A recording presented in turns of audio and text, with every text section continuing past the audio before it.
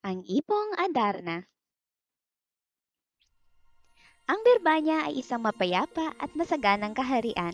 Ang hari nito ay si Don Fernando at si Doña Valeriana naman ang reyna. Tatlo ang anak ng hari at reyna.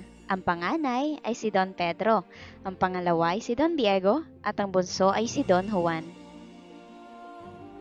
Mahusay magpalakad ng kaharian si Don Fernando, kaya nalungkot ang lahat nang dapuan siya ng mahiwagang sakit. Walang nagawa ang mga manggagamot ng palasyo. Hindi nila mapagaling si Don Fernando. Ngunit isang ermitanyo ang dumalo sa hari. Tanging ang awit ng Ibong Adarna ang makapagpapagaling sa kanya, ang sabi nito.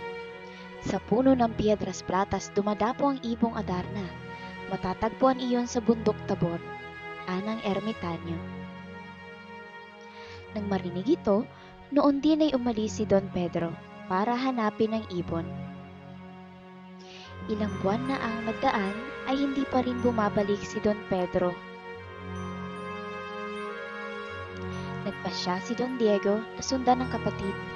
Tulad nito ay hahanapin din niya ang Ibong Adarna. Pagod na pagod si Don Diego. Nagpahinga siya sa ilalim ng isang kumikislap na puno. Lingid kay Don Diego ay iyon mismo ang puno ng Piedras Platas na maghating gabi dumapo roon ang Ibong Adarna. Matapos umawit ay umikot ang ibon. Naging bato si Don Diego na mapatakan ito ng dumi.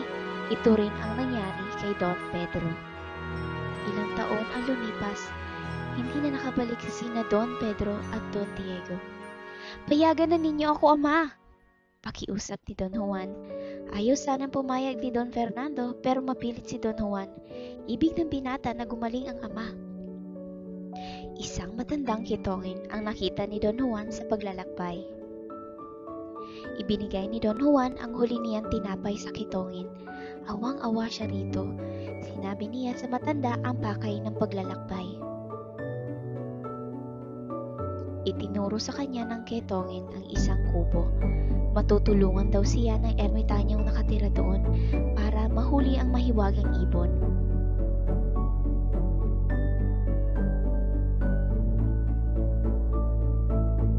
Natuklasan ni Don Juan na ang kitongin at ermitanyo ay iisa.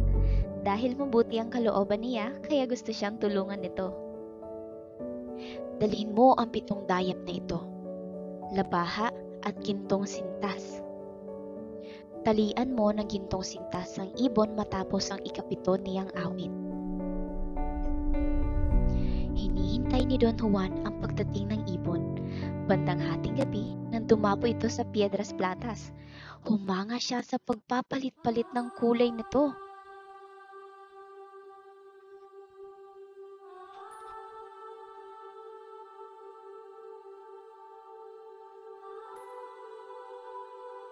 Nang umawit ang Ibong Adarna ay inantok si Don Juan. Hinati niya ang dayap. Pagkatapos ay hiniwa ang braso at pinigaan iyon ng dayap.